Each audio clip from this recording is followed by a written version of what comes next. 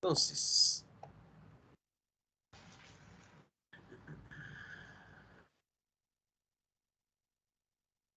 ya, se ve de buena forma, ¿no?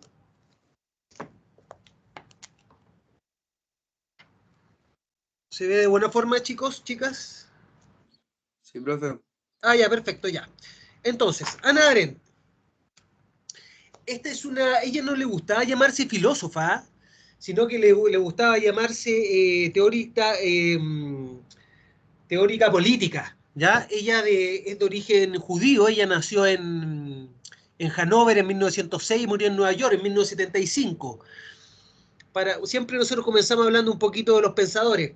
Hannah Arendt es una de las filósofas políticas más importantes del siglo XX, ¿ya? Ella fue alumna de Heidegger, se pronuncia en alemán al parecer, Heidegger, pero vamos a decir Heidegger, del existencialismo alemán, ¿ya? Acuérdense que Heidegger es el que está relacionado con el libro, o sea, con el ser, con el Dasein, es decir, el existencialismo, ¿ya? El existencialismo del hombre arrojado al mundo, y que el hombre arrojado al mundo, el ser humano, tiene una infinidad de posibilidades, pero la única posibilidad cierta es la muerte, ¿cierto? Es la muerte, y eso le genera una cierta angustia. Y en la angustia es donde aparece el ser, donde aparece, florece el ser. ¿Ya? Bueno, eso es existencialismo, que no vamos a entrar en eso porque se aleja un poquito de los fundamentos filosóficos del derecho, pero para que ustedes sepan que Heidegger decía que la poesía era la casa del ser, es decir, el ser es la expresión en plenitud de un ente. O sea, la expresión de plenitud de un ente no está en el diccionario, ¿ya? No, eso es una descripción, pero en la poesía está la descripción en plenitud de un ser, que jamás se puede asimilar de manera exacta o enmarcarla de manera definitiva. Por eso, mira, un ejemplo bien básico. Si yo quiero saber qué es el verde, el ente verde, por mucho que yo busque en el diccionario, ya, verde es un color, bla, bla, bla, ese no es el ser del verde. En cambio, si yo leo en la poesía, por ejemplo, cuando se dice verde, que te quiero verde, yo al leer ese poema, esa frase, ¿cierto? Ese verde, que te quiero verde, estoy asimilando la plenitud del verde, ¿cierto? Ahí estoy sintiendo el ser del verde, ¿ya? Bueno, eso más o menos es Heidegger, pero no nos vamos a meter ahí. Bueno, Hannah Arendt era una discípula de Heidegger, incluso ellos tuvieron una relación de amistad por muchos años de correspondencia. Antes, recuerden que no existía el WhatsApp ni el correo, entonces toda la relación que uno podía tener con alguien era a través de las cartas. Hubo un distanciamiento entre Hannah Arendt y Heidegger por el tema del nazismo, ya que Heidegger apoyó en el primer momento al régimen nazi, ¿ya? Porque él pensaba que era la expresión del ser del pueblo alemán, ¿cierto? Que iba más allá de la técnica, más allá de la sociedad burguesa, que era una superación. Bueno, Heidegger después dijo que él nunca había apoyado el nazismo y que en verdad no era cierto aquello, pero eso los distanció, porque ciertamente todos sabemos cómo los nazis persiguieron al pueblo judío. Bueno, luego retomaron la correspondencia sobre opiniones filosóficas, políticas, etcétera. Al fin y al cabo, Hannah Arendt hizo clase en Estados Unidos y ella murió en Nueva York, ¿ya? Y con la ciudadanía estadounidense. Hannah Arendt es muy reconocida en Estados Unidos. Así que para que sepan más o menos de esta gran filósofa política. Miren lo que dice, esto no lo anoté acá, pero se los voy a leer. Cuando le preguntaron si ella era una filósofa o no era una filósofa, en 1964, el entrevistador le preguntó acerca de su papel como filósofa. Ella se apresuró a rechazar con cierto enojo su inclusión en el círculo de los filósofos. Mi profesión, si puede hablarse de algo así, es la teoría política. No me siento en modo alguno una filósofa. ¿Qué es lo que nos muestra esta incomodidad de ser identificada como tal? Ya, ¿por qué? Porque Arendt siempre distinguió a la vida del filósofo como una vida contemplativa, una vida solitaria que no estaba en el mundo, no estaba en una pluralidad. Hannah Arendt le daba mucha importancia a la acción política, es decir, a la acción que se da entre otros, en la intersubjetividad. En cambio, el filósofo, pensando de manera solitaria, no aporta mucho a la vida, a la comunidad política, ¿ya? La única manera de estar presente en el espacio público es entre otros. es en la intersubjetividad, en la pluralidad.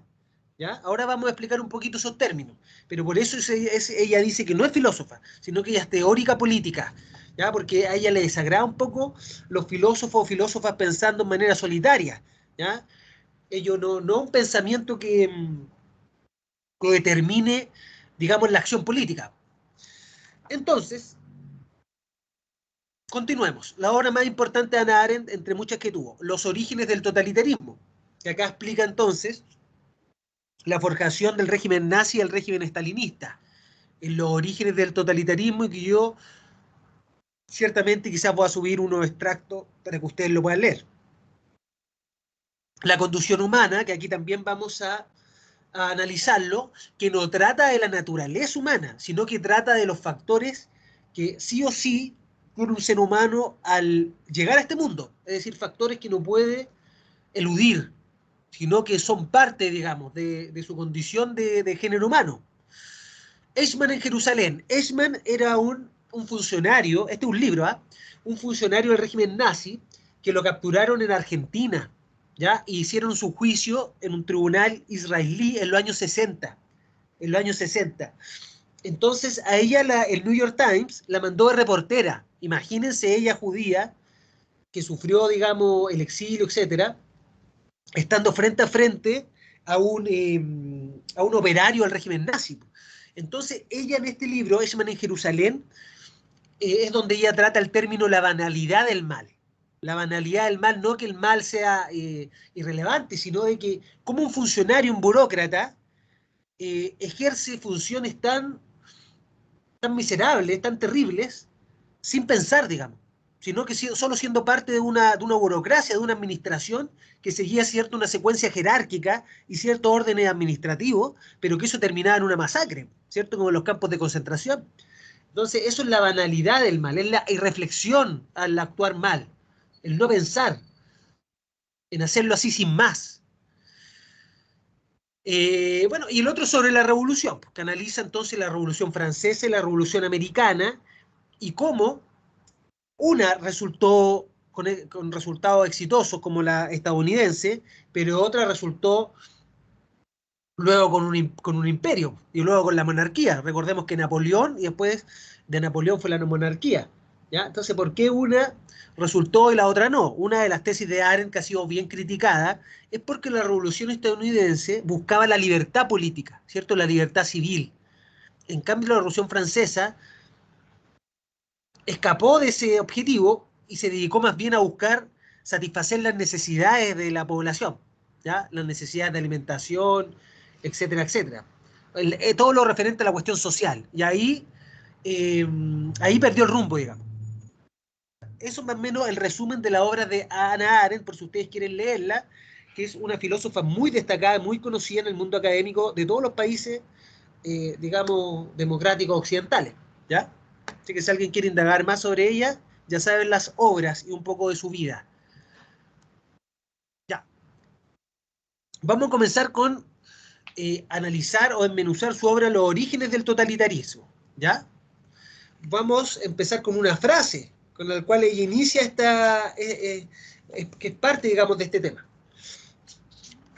Deme un momento.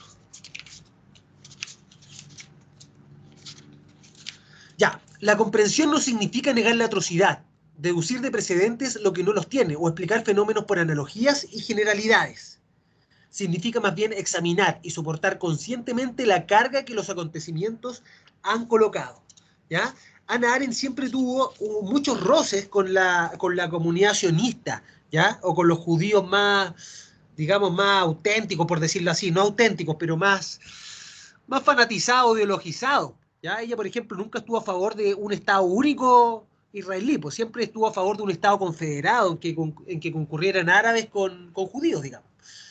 Lo mismo en su libro, Eichmann en Jerusalén, recibió muchas críticas del pueblo judío más sionista, ¿ya? ¿Por qué? Porque ella hablaba ciertamente la banalidad del mal, no hablaba solamente del morbo del mal o que el pobre pueblo judío que sufrió esto, sino que aparte de aquello que era una obviedad, ella hablaba filosóficamente sobre cómo el mal puede operar de una manera tan burocrática y en un hombre corriente, un hombre normal que era Eichmann. Eichmann no era un monstruo, no era un psicópata, no era un tipo que uno ve en la calle y cruza a la otra esquina, era un burócrata normal, como cualquier burócrata que nosotros podríamos ahora ver en cualquier administración pública. Y cómo un hombre normal puede llegar a ser parte de un sistema tan atroz, ¿ya? Eso es lo que ella analiza en Eichmann en Jerusalén y por eso le generó muchas críticas. Bueno, volviendo a los orígenes del totalitarismo. Ya, los regímenes totalitarios para Hannah Arendt son sin precedentes. Es decir, antes podrían haber existido regímenes autoritarios, dictatoriales, monarquía, imperios, pero regímenes totalitarios no habían existido antes en la historia de la humanidad. ¿Ya?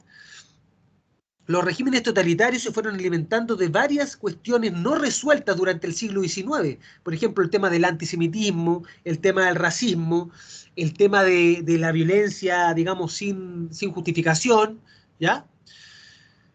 En los orígenes del totalitarismo, Arendt analiza el nazismo y el estalinismo, pero ciertamente que le da más hincapié al nazismo porque tenía más documentos a la vista y era la experiencia vital de ella. En cambio, en ese tiempo, en plena Guerra Fría, era muy difícil encontrar documentos y antecedentes sobre el estalinismo, ¿ya? Entonces, si bien lo analiza, no lo analiza con una profundidad tal, a diferencia del nazismo, ¿ya? Entonces, el totalitarismo se caracteriza, entre otras cosas, por la aceptación de la sociedad de soluciones violentas. ¿Ya? Antes de la Segunda Guerra Mundial, las repúblicas democráticas liberales trataban de causar todo bajo un orden institucional, ¿cierto? Pero en ese tiempo se dio un espacio sociológico en que la gente empezaba a aceptar las soluciones violentas, ¿ya? O sea, por ejemplo, hay que, por ejemplo, expulsar a los migrantes, hay que expulsar a los judíos, hay que acabar con los comunistas, etcétera, ¿ya? Entonces las soluciones violentas se vieron como aceptables durante el siglo XX y que fue caldo de cultivo para los regímenes totalitarios. Entonces, primer factor, disculpen, el primer factor que estaba ahí era el antisemitismo del régimen nazi. El antisemitismo no funcionó como una relación directa para que apareciera el régimen nazi, sino que más bien como un adherente de varios otros factores. Sirvió como para pegar varios factores, ya como la amalgama que hizo reunir varios factores que venían del siglo XIX. Entonces fue el papel instrumental para mezclar la alianza entre el capital y el populacho. Populacho no lo digo yo, Arendt lo reitera bastante en su escrito, la palabra como populacho, ¿ya? El populacho como que siga las masas nomás, sin mayor reflexión, ¿ya? A eso se refiere. Entonces, el antisemitismo funciona como un papel instrumental para mezclar la alianza entre capital y el populacho, la decadencia del Estado-Nación, que ya no podía solucionar pacíficamente los conflictos, racismo e imperialismo. O sea, el antisemitismo, que es el antijudío, eso antisemitismo, sirvió para aquello. Y a diferencia del siglo de los otros siglos, acá se refería a un antisemitismo más político que religioso, es decir, anular al judío como un ciudadano, ¿cierto? Anular al judío como un ciudadano con derechos, más que su religión misma. ¿Ya? Antes, ciertamente que había un conflicto entre catolicismo, judaísmo, etcétera, etcétera. Pero allá en el siglo XX, esto va más allá que eso. Es un antisemitismo más político que un antisemitismo religioso. ¿Ya? Aparece la figura del paria, es decir, del excluido, el apartado del mundo común. Para Hannah Arendt, el mundo común es el mundo de la política, el mundo del espacio público. ¿Ya? No puede existir en un mundo de la política sin un espacio público, donde existe una pluralidad de personas diversas. Y esa pluralidad de personas diversas teniendo derechos, digamos, el derecho a tener derechos. En cambio, el paria no tiene el derecho a tener derechos. Es excluido como sujeto político. No es ciudadano de ningún Estado. Es como si no existiera. Como si fuese un número más. Ahí aparece entonces la figura del paria. Y por eso, como es un número más, los campos de concentración funcionan en términos numéricos. ¿Ya? Los prisioneros tienen números, ¿cierto? No nos interesa su ser en sí, sus aspiraciones, sus intereses, sus deseos. Son un número más para las estadísticas del campo de concentración. ¿cierto? Están apartados del mundo común compartido. Entonces ya aparece la figura del paria. Ya, también un conflicto que venía del siglo XIX. Recordemos que el siglo XIX se caracteriza por Europa y el imperialismo, ¿cierto? Por el imperialismo. Entonces, la expansión por la expansión, el interés insaciable de la burguesía capitalista de captar más territorios. Y por eso un ejemplo o un proto-imperialismo era el del siglo XIX. Después fue el imperialismo propiamente tal del totalitarismo en las guerras mundiales. Pero que se caracterizó por cuestiones que se repitieron en los regímenes totalitarios. Uno, el uso de violencia sobre grandes masas de la población. Dos, la deshumanización del otro. Tres, la eliminación de la población sobrante. Y cuatro, una burocracia administrativa para las masacres. Ya, esto es importante tenerlo en cuenta, muchachos y muchachas, que acá en el régimen nazi, para Hannah Arendt, hay todo un aparataje administrativo, un aparataje judicial en torno a cometer estas masacres, que funciona como un engranaje sumamente racional, sumamente racional. Es decir, como veíamos con Kelsen, si nosotros aplicamos la teoría pura del derecho de Kelsen en el régimen nazi, calza perfectamente, porque hay un procedimiento para crear las normas, hay normas jerárquicas, normas procedimentales, hay órganos que aplican esas normas y el Estado tiene la facultad para coaccionar, ¿cierto? Por lo tanto, para Kelsen ese sería un régimen jurídico, ¿cierto? Para Kelsen, ciertamente hemos visto a varios autores, pero es para más o menos hacer la conexión. Entonces, ¿cómo existe una burocracia administrativa? No era una masacre desorganizada o caótica, sino que tenía todo un procedimiento preestablecido y órganos y autoridades competentes preestablecidos que cumplían esa función. En un campo de concentración había muchas funciones de estadística, de examen, de funcionario, etcétera. ¿Ya? Entonces, ¿cómo la racionalidad opera bajo un término que señala la escuela de Frankfurt, la razón instrumental? Es decir, la razón que ya no tiene en fin la dignidad humana, sino la razón solo como un medio para hacer más eficiente el proceso. Por eso los nazis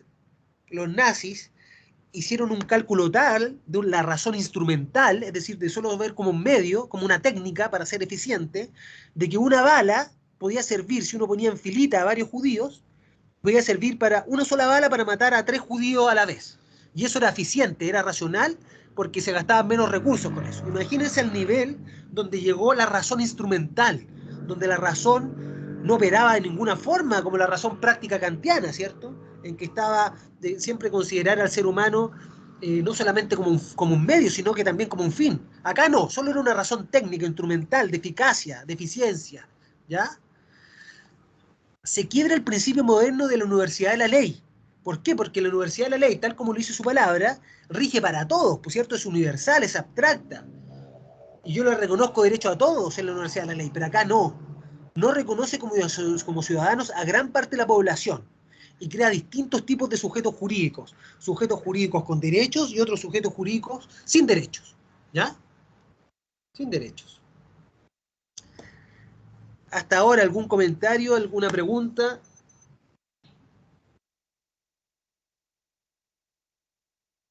Continuamos. Ya. Otro factor entonces que se venía acumulando desde el siglo XIX y que no se resolvió de manera pacífica y que lamentablemente estalló en los regímenes totalitarios con la solución violenta aceptada por la sociedad fue el tema del racismo. Para Hannah Arendt, la ideología, su concepto de ideología es el siguiente: sistema basado en una única opinión con suficiente fuerza para atraer y persuadir a una mayoría de la gente. La ideología para Hannah Arendt es un sistema basado en una única opinión con suficiente fuerza para atraer y persuadir a una mayoría de gente. ¿Ya? Entonces el racismo es una ideología que interprete la historia como lucha natural de las razas. Y todos sabemos que el régimen de Hitler, el régimen nazi, tenía una raza que era jerárquica sobre las demás, que era la raza aria, y que incluso habían científicos nazis que estudiaban esta superioridad biológica, ¿cierto?, de la raza aria sobre las otras razas. Tenían una clasificación, una organización, una jerarquía sobre aquello. Los que no eran de la raza prescrita entonces quedaban al margen de la nación, al margen de la razón, de la nación. Ya. Otro factor que en el siglo XIX se fue construyendo fue la decadencia del Estado-Nación. La decadencia del Estado-Nación. El Estado-Nación es el único instrumento que proporciona un marco legal para la garantía de los derechos de sus ciudadanos. ¿Por qué? Pero Hannah Arendt es súper pragmática. Si yo no estoy dentro de un Estado-Nación, no tengo ningún derecho. Soy un paria, soy una apátrida, soy un excluido de una comunidad jurídica política. Entonces el Estado-Nación es el único instrumento que proporciona un marco legal para la garantía de los derechos de sus ciudadanos. ¿Ya? En este sentido, tiene una pizca de comunitarismo, ¿no? Porque a diferencia del liberalismo, que ve los derechos como frenos al Estado, al contrario, Hannah Arendt está diciendo, el Estado-Nación es el que permite que los ciudadanos tengan derechos. Si yo no estoy dentro de ningún Estado-Nación, estoy, digamos, excluido de todo, de toda comunidad política. Soy, digamos, no soy un ciudadano, soy un sujeto meramente biológico en una tierra de nadie, digamos. ¿Ya? No lo dice así, lo estoy tratando de explicar. Entonces, acoge a la pluralidad, el Estado-Nación acoge a la pluralidad de los individuos. Siempre esta palabra está muy presente en Arendt, la pluralidad. Es decir, que aún los seres humanos, si bien somos iguales en algunos términos biológicos, somos diversos en otros términos, en términos políticos. Tenemos diferentes opiniones, diferentes culturas, diferentes maneras de actuar, etc. Y la pluralidad es lo que no tienen los regímenes totalitarios. En los regímenes totalitarios no hay pluralidad, no hay comunidad política. Todo se resuelve en uno con mayúscula, como un concepto simbólico, que es el Estado totalitario, ¿cierto? Ya, surgen las minorías y los apátridas, que los cuales no tienen ningún amparo bajo los estados-nación en los regímenes totalitarios. Entonces también este es un concepto de Arendt que se repite, que también lo pueden tener presente siempre en la filosofía política o la filosofía del derecho, que es el derecho a tener derechos.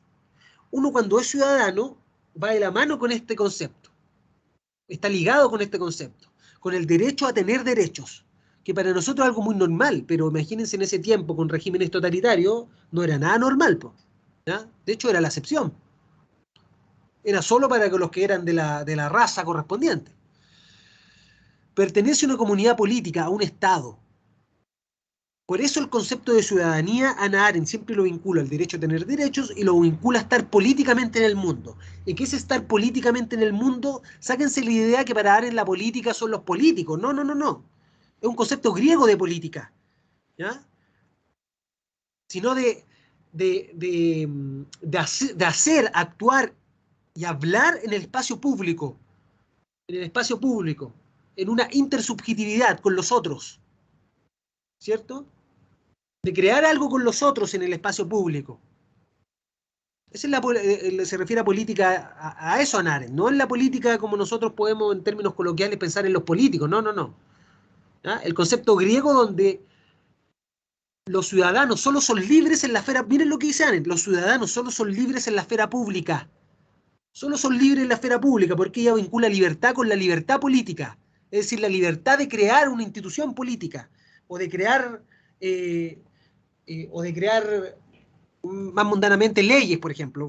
Ella no lo dice así, ella dice institucionalidad política, pero para hacerlo más fácil. ¿Ya? La libertad de crear leyes, porque al crear leyes yo me estoy autogobernando, y al autogobernarme yo soy libre. ¿Ya? Para que vean una concepción totalmente diferente de la libertad de los neoliberales, que es solo una libertad contractual. No, el autogobierno está relacionado con la libertad, porque yo solo al autogobernarme puedo decir que soy libre, ¿cierto? Y siempre en relación con otros, en pluralidad, en pluralidad. ¿Alguna pregunta o comentario hasta el momento?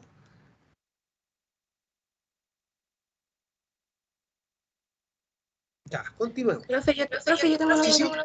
dígame. Cuando menciona la libertad, aquí hace como, porque esta parte no la entendí mucho. ¿Usted habla de la libertad y otra libertad que es la libertad política? ¿O mezcla ambas? Eso no lo entendí. No, no, para ella libertad es la libertad política, no existe otra libertad.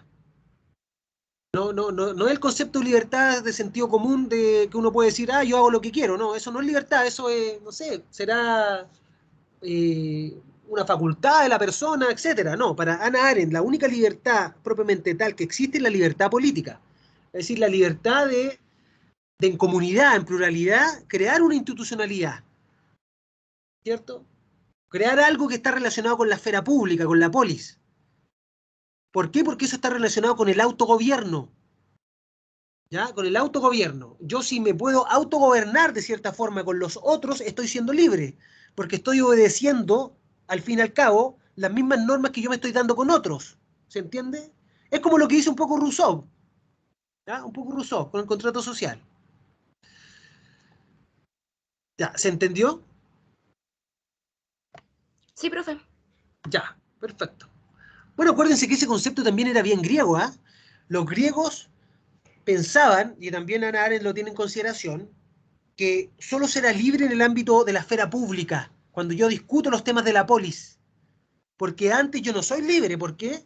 Porque yo estoy sujeto, atado a satisfacer mis necesidades biológicas, ¿por cierto? Tengo que trabajar, tengo que estudiar, pero no estoy siendo libre. En cambio, los griegos, cuando ya los griegos de la elite, digamos, cuando ya tenían satisfechas todas esas necesidades, su fin, su aspiración de todo griego, del ideal griego, ateniense sobre todo, era participar en política, porque ahí era libre.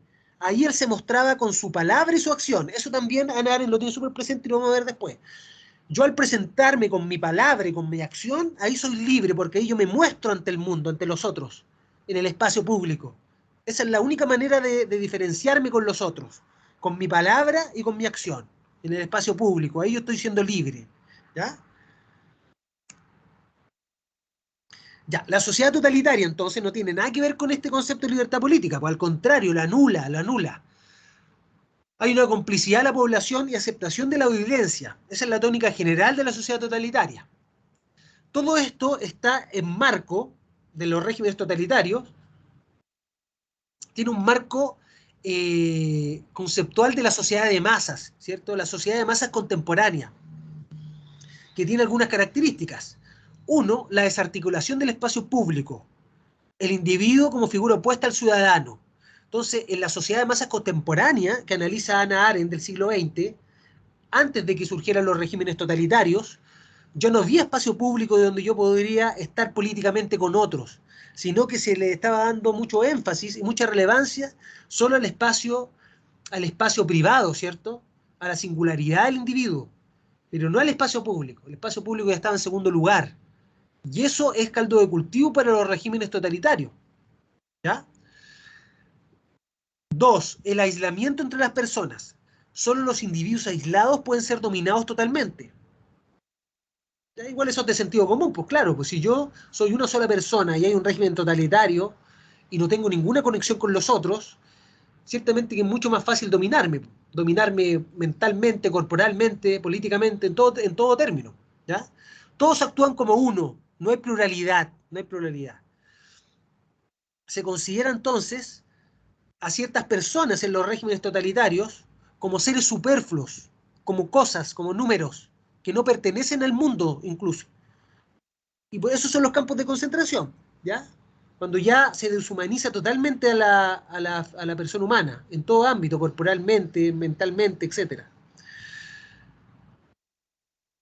El poder totalitario entonces tiene como fin transformar la irreductible pluralidad humana en un solo hombre. La pluralidad humana siempre es diversa, porque tenemos diferentes opiniones, diferentes pensamientos, diferentes culturas, diferentes religiones, diferentes aspiraciones, diferentes talentos, etc. Pero el poder totalitario solo busca que todos nos encadenemos como un solo hombre, ¿no? Dice Hannah Arendt, un solo ente, podríamos decir, ¿ya? Un solo ente que está relacionado con el régimen totalitario, ¿cierto? Que en este caso, por ejemplo, el régimen nazi, la figura de Hitler. Ya, miren, esto es para ver cómo el régimen totalitario hace superfluo la dignidad humana, le quita la humanidad al ser humano, hasta el punto que le quite la humanidad, pero corporal y también mental. Miren este Primo Levi, les voy a leer un poquito, dice. Primo Levi fue deportado a Auschwitz cuando tenía 24 años y sobrevivió allí hasta la liberación del campo. Escribió una trilogía sobre sus experiencias. Si esto es su nombre, La tregua a los hundidos y los salvados, que representan uno de los testimonios más importantes del exterminio. En su relato narra el destino de los hundidos, a los que los prisioneros llamaban musulmanes, probablemente porque sus cuerpos se recogían sobre sí mismos, incapaces de levantarse, como en la posición de oración de los musulmanes. O sea, imagínense la vista simbólica de que como no podían ni siquiera pararse y estaban todos encorvados de rodillas, le llamaban los musulmanes entonces. Y acá está su descripción, dice, todos los musulmanes, que no eran musulmanes, sino que eran los judíos que estaban en los campos de concentración arrodillados y ya hechos, digamos, bolsa, podríamos decir ahora en términos coloquiales. Todos los musulmanes que van al gas tienen la misma historia, o mejor dicho, no tienen historia. Se han visto arrollados antes de haber podido adaptarse. Han sido vencidos antes de empezar. Su vida es breve, pero su número es desmesurado. Son ellos los musulmanes, los hundidos, los cimientos del campo. Ellos, la masa anónima, continuamente renovada y siempre idéntica, porque no había pluralidad, todos eran reos, un número. O sea, se mataba a uno, después se mataba a otro, daba lo mismo. De no hombres que marchen y trabajan en silencio. Apagadas en ellos la llama divina, demasiado vacíos ya para sufrir verdaderamente. Se duda en llamarlos vivos, se duda en llamar muerte a su muerte, ante a la que no temen, porque están demasiado cansados para comprenderla. Es decir, ni siquiera tienen las energías para tener miedo ante la muerte. Son los que pueblan mi memoria con su presencia sin rostro. Y si pudiese encerrar todo el mal de nuestro tiempo en una imagen, escogería esta imagen, que me resulta familiar. Un hombre demacrado, con la cabeza inclinada y las espaldas encorvadas, en cuya cara y en cuyos ojos no se puede leer ni una huella de pensamiento. Ya, entonces ahí podemos ver, en términos literarios, tal lo que estamos expresando en términos filosóficos, ¿cierto? Es decir, que ese hombre estaba ya tan destruido que ni siquiera tenía un rasgo de pensamiento para tener conciencia de qué estaba pasando. Ya era una ameba, digamos, no, para el régimen nazi, ¿ya? Ya, el régimen totalitario se caracteriza también por un concepto para Hannah Arendt, que es el terror total. ¿Ya? Acá no es un terror de un acto terrorista, o el terror de una monarquía, o el terror de cierto régimen, ¿cierto? De algún sultán, etc. No, este es un terror total.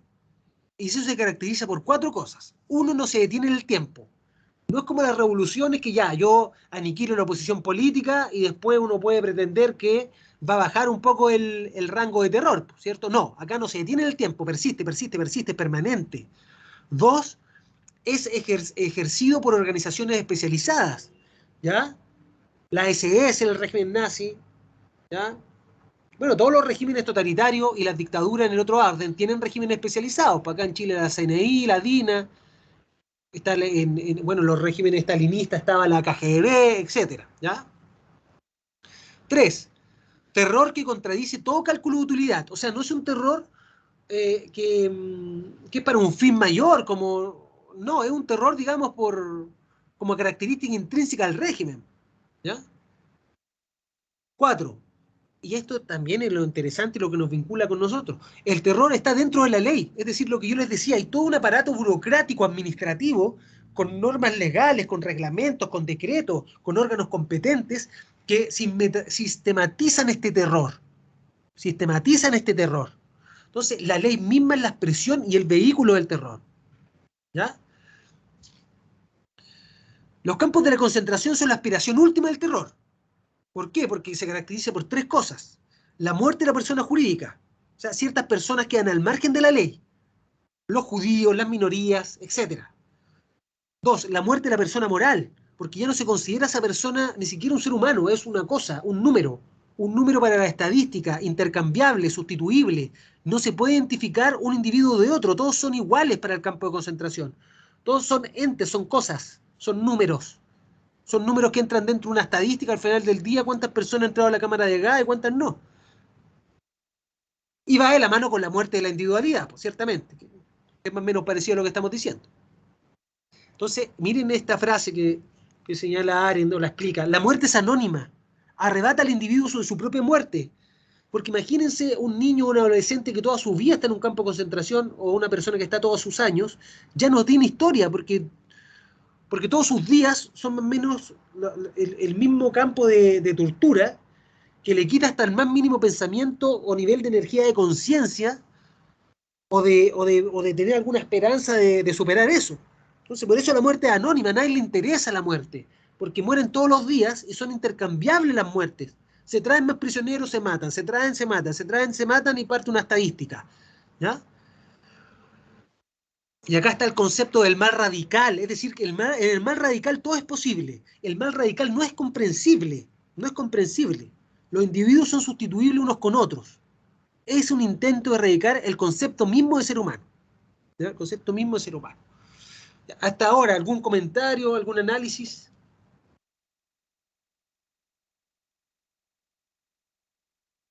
Ya, continuemos.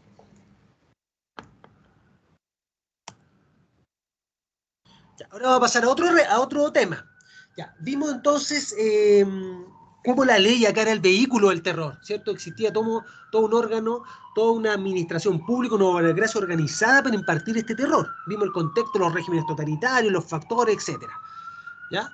Ahora vamos a pasar a otro tema que trata Hannah Arendt, que es la condición humana, el libro de la condición humana, ¿ya? Y aquí ella habla de la vida activa, la gramática de la vida activa. Es decir, ¿cuál es el hilo conductor de la vida activa? Ya, mire, y está relacionado con esto que decíamos de la pluralidad, de la ciudadanía, de la esfera de lo público, ¿ya? De la política. Todos esos términos se relacionan para Hannah Arendt. Para Hannah Arendt se relacionan todos estos términos. Libertad política, política, pluralidad, esfera pública, ámbito público, ¿ya? La humanitas nunca se adquiere en la soledad, nunca en virtud de dar al público la obra de uno. Solo la adquiere quien ha aventurado su vida y su persona en el ámbito público. Así, el aventurarse en el ámbito público, en que se adquiere la humanitas, se convierte en un don para la humanidad. Entonces ella le da mucha preponderancia al ámbito público, al aparecer, al brillar en el ámbito público, con la acción y con la palabra, ¿ya? Y no solo referido a los políticos, puede ser un líder social, un líder vecinal, etcétera, ¿ya? Un consejo popular, ¿ya? No, por favor, no crean que Arendt solo se refiere a la clase política como la entendemos, no. La existencia es un ser en el mundo con otros. Es decir, a diferencia de Heidegger, el ser no es un análisis abstracto de un ente abstracto, de un ser humano prototipo, un prototipo ser humano. No, la existencia es un ser, pero en el mundo con otros. Eso es ineludible. Yo no puedo concebirme a mí mismo de manera abstracta o en soledad. Eso no existe, aunque yo quiera, aunque yo sea un ermitaño. Si soy un ermitaño y me voy fuera a la polis, pero estoy comiendo con una cuchara en la olla, esa cuchara ya es parte del mundo. Ya es parte del mundo, de un proceso cultural, de un proceso industrial, de un proceso de un análisis social. Por eso no me puedo apartar del mundo con otros, aunque yo quiera. Porque desde el mismo momento en que, por ejemplo, ocupo un tapabarro que de un vestido viejo, ese vestido nació del mundo, no de la tierra del planeta. El mundo es lo que construye la humanidad, ¿cierto? Sus instituciones políticas, sus objetos, su tecnología, su idea, su cultura, ¿ya? Es más, al yo mismo definirme como ermitaño, estoy ocupando un concepto incluso lingüístico del mundo. Imagínense el camino sin salida que uno tiene al nacer en este mundo. Uno no puede escapar totalmente nunca del mundo. ¿Ya? Por eso creo que hay una película que habla de alguien que se va a vivir como fuera de la ciudad. Bueno, muy bonita la película, pero para Hannah Arendt eso sigue siendo mundo, porque yo no puedo escapar. Ya en el mismo momento que estoy utilizando un vehículo, una cuchara, una olla, estoy leyendo un libro, estoy ocupando una chaqueta, soy parte en cierta forma del mundo con otros. No puedo escapar de eso. ¿Ya? Entonces el concepto de mundanidad lo ocupa Hannah Arendt, de mundanidad, que siempre estoy en el ser, en el mundo con otros. Concepto de mundanidad. ¿Ya? La política trata de estar juntos los unos con los otros, con los que son diversos. Nuestra existencia, por tanto, depende de un espacio público político. La política tiene poco que ver con la naturaleza humana, acerca de la cual no se pueden realizar afirmaciones válidas. Y tiene mucho que ver con la condición humana, a saber, en el hecho de que no importa cómo o qué debe ser la naturaleza humana, sino con que muchos hombres viven juntos y habitan la tierra. Eso es ineludible para el ser humano. Al nacer, inmediatamente, hay muchos seres humanos que viven juntos y habitan la tierra. Eso es un hecho ineludible. Y hacer un análisis político sin tener en consideración eso es una falacia, ¿ya? Sin la pluralidad humana no habría política. Y esa pluralidad no es una cualidad de su naturaleza, sino la auténtica quintasencia de su condición terrena. ¿Alguna pregunta hasta ahora? ¿Comentario?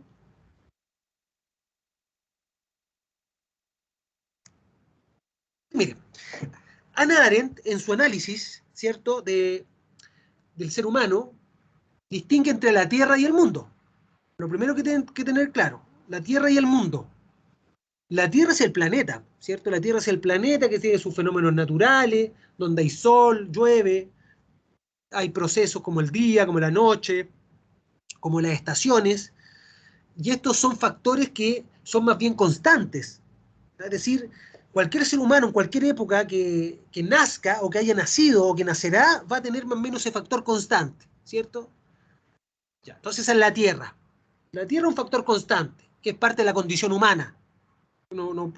Bueno, quizás si nos ponemos futuristas, quizás van a ser podemos estar en Marte, pero bueno, pongámonos más conservadoras con nuestro análisis. Ya nadar en la Tierra, entonces. ¿Ya? La vida, por el proceso biológico de la vida. El proceso biológico de la vida necesita satisfacer ciertas necesidades biológicas, como el comer, el vestirse, ¿cierto?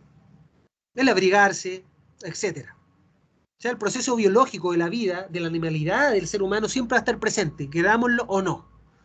El concepto natalidad para Hannah Arendt es muy importante porque la natalidad siempre es la oportunidad de que alguien genere algo nuevo, ¿cierto? La natalidad es una incesante oportunidad de que se abran nuevos caminos, ¿ya? Siempre la natalidad da una esperanza, digamos, da una esperanza de que nuevos hombres o mujeres generen algo nuevo.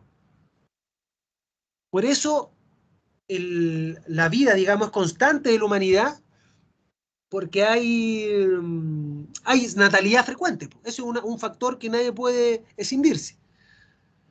La contracara es la mortalidad.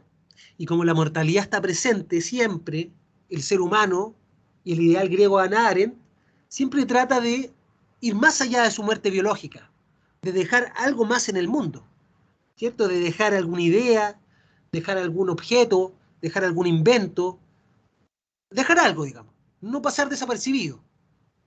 Y porque tenemos en consideración nuestra extinción biológica, es que el ser humano trata de perpetuarse más allá de su extinción biológica, haciendo instituciones políticas, haciendo leyes, creando arte, creando cultura, creando objetos, ¿ya? La mundanidad ya lo vimos, la mundanidad es la pluralidad de todos los objetos, cultura, arte, instituciones, leyes que ha creado el mundo y el cual yo no puedo escindirme, son parte de mi contexto siempre. La pluralidad iba de la parte, pues la pluralidad significa que siempre estoy en una relación intersubjetiva con otros. Siempre estoy en una relación intersubjetiva con otros. De hecho, si no estoy en una relación intersubjetiva con otros, ni siquiera me podría constituir como ser humano. No sé, bueno, esto es un comentario aparte. No sé si vieron un experimento hace muchas décadas, que era un psicólogo que tomó creo que era un chimpancé y a su hijo. Los tomó desde chiquititos, que nacieron, para ver cómo se relacionaban entre ellos. Ya, bueno, se relacionaban entre ellos normalmente, pero llegó un momento en que su hijo no estaba desarrollando todas sus facultades como ser humano, se estaba estancando porque necesitaba una pluralidad con otros. Yo no estoy hablando acá en términos biológicos, pero solo para dar un ejemplo, ¿ya? O sea, si seguía solo su relación intersubjetiva con el chimpancé, no podía constituirse ni siquiera como ser humano. Para que vean que incluso esto uno lo puede agarrar desde el lado científico. O sea, solo en la pluralidad con otros yo me puedo constituir como un ser humano propiamente tal. Ya. Entonces, la vida activa se diferencia de la vida contemplativa. La vida activa es la vida con otros.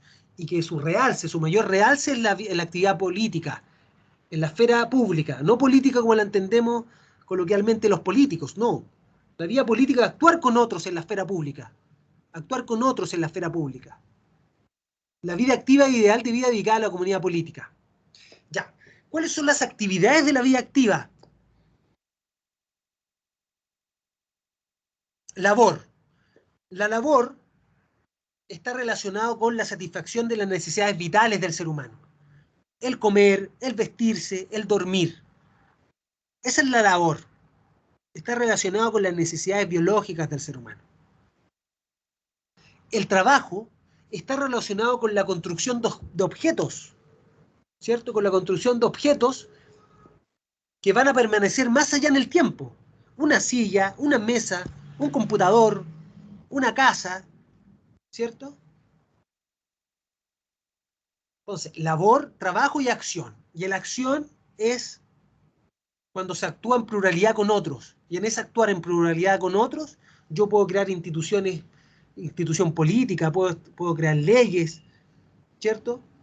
Puedo crear algo nuevo.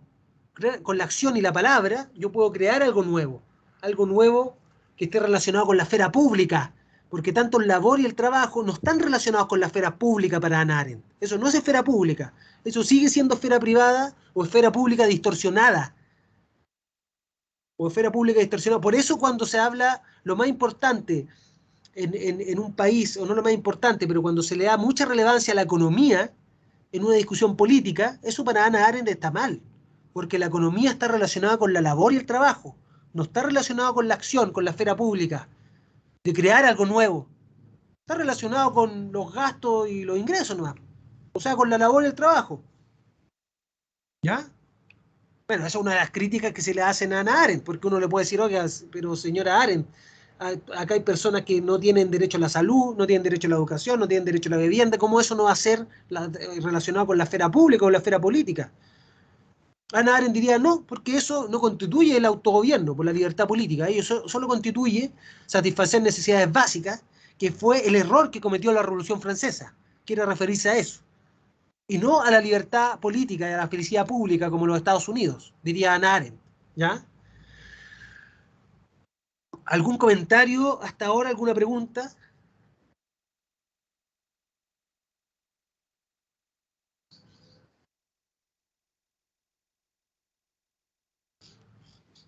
Ya, continuamos.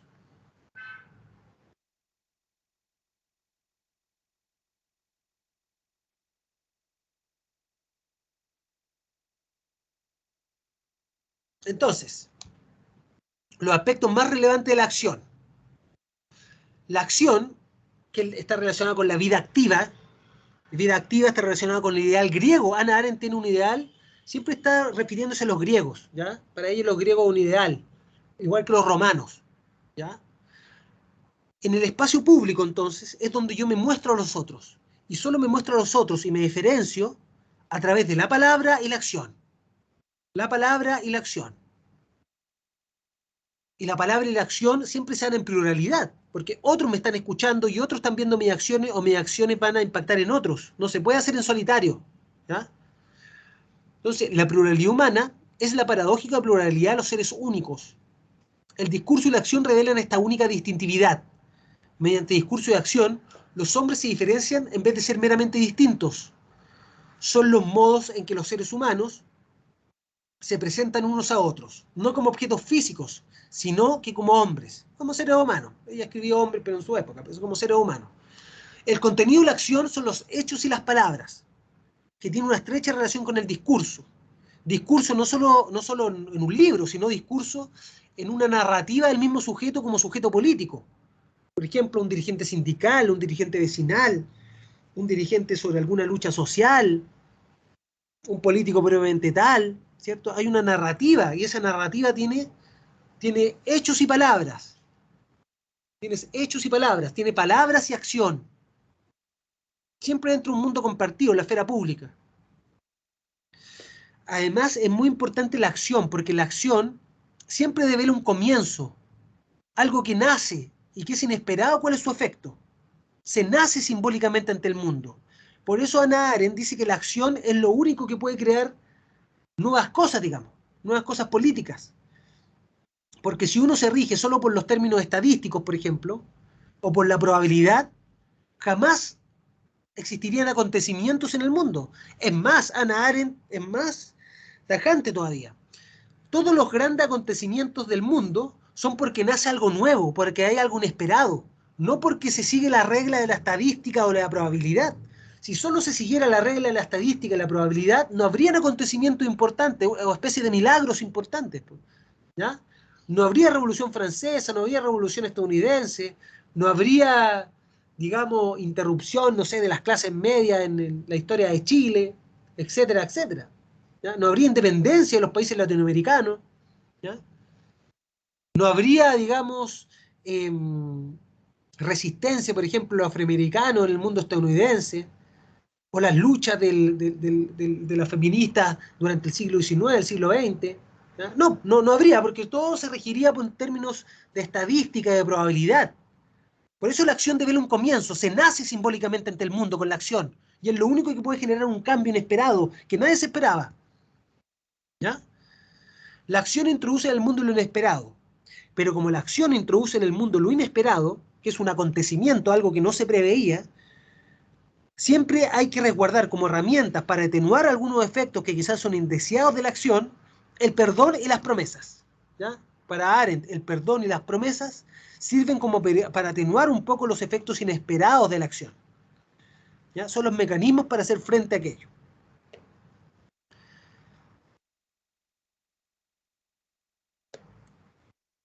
Vamos a continuar.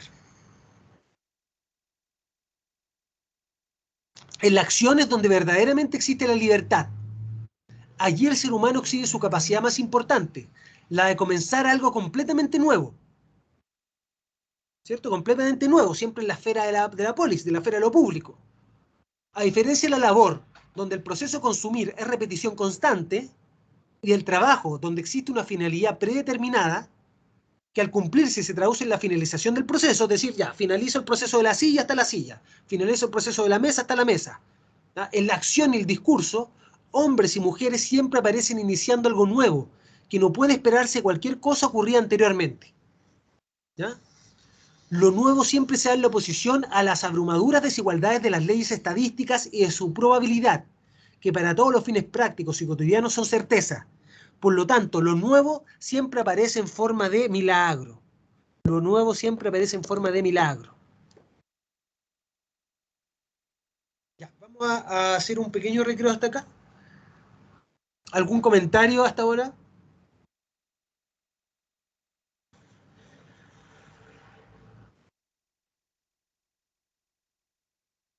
Ya, a las 12:40 volvemos. A las 12:40. Ya, Ya, profe, profe. gracias.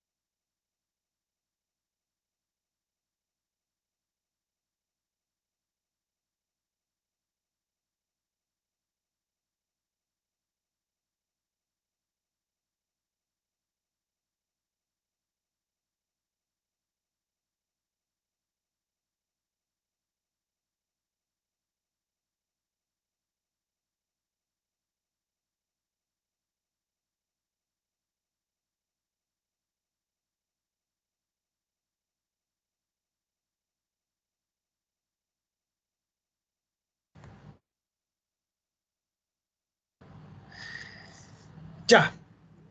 ¿Están por ahí? Sí, profe. Ya, gracias. Ya, vamos a pasar la lista. Así que lleguen los que estaban ahí tomándose un bebestible, ya. Elizabeth Acuña, Presente, profe. ya. Yasna Águila,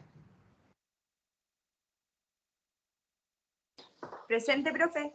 ya. Javier Allende, Presente, profe. María Araya, Presente, profe. Felipe Banus, Michael Barrios, María Jimena Berardi, Marcos Aurelio Cabezas, Presente, profe. Matías Cáceres, Paulina Callejas, José Canales, Camila Cárdenas, Valentina Cárdenas, Ricardo Carmona, Presente, profe. ¿ya?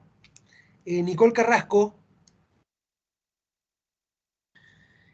Paulette Castillo, Valentina Clavero, Cris Contreras, Montserrat Presente. Cuello, Cris Contreras presente. Sí. Ya, Montserrat Cuello, Presente, profe. ya, Tabata de Ruiz, Presente, profe. María de Souza, Eduardo Díaz, Gabriele dos Santos, Felipe Escandón, Javiera Espinosa, Presente. María Fernández, Cristel Fuensalida, Alonso Gajardo, Fernanda Gajardo, Javiera Galvez, Francesca Garrido, Daniela Garrido, Ricardo Godoy, Presente, profe. Bastián González, María Iglesias, Presente. Maite Jaques, Ana Geldres, Benjamín López, Presente, profe. Sergio López, Luciano Marambio, Presente. Vicente Marchant, Saray Milipil, Claudio Mesa, David Morales, Presente, profe. Alan Morales, Presente, profe. Fernando Moreno, María Muñoz, Kevin Norambuena, Rodrigo Holguín, Matías Oliva, Presente, profe. Bárbara Olivares, Francisca Osorio, Presente, José profe. Francisca Osorio presente. Sí. Ya, Josefa País, Sebastián Pérez, Ignacio Presente. Pérez, Sebastián Pérez, Ignacio Pérez, Presente, profe. Natalia Piedrabuena, Marián Puebla, Camila Quintanilla, Presente, profe. Alejandra Retamal, Presente, profe. Erwin Riveros, Emiliano Rojas, Presente, profe. ¿ya? Nicolás Román, Macarena Saavedra, Joaquín Salinas, Sergio San Martín, Presente, profe. Catherine Sangüesa, Camila Silva, Matías Stormesan, Presente. Tamara Toledo, Presente. Diego Ursúa. Presente, Javiera. profe. Diego Ursúa, presente. Sí. Javiera Villalobos. Ya. Y Pía Zambrano. Presente, profe. Ya, perfecto. Ya, Profe. ¿alguien no lo nombré? Yo no dije presente, Eduardo Díaz, profe. Eduardo Díaz, ya. Dame un segundo.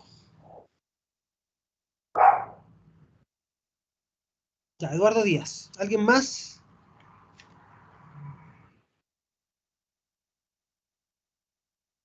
Erwin Riveros. Erwin Riveros, ya. Un segundito. Ya, Erwin Riveros presente. Ya. Ya, ahora vamos a terminar con Hannah Arendt y vamos a pasar al muchacho Michel Foucault. ¿Ya? Michel Foucault. Entonces, ya, perfecto, Erwin, pero tú escuchas, así que ahí estamos, perfecto.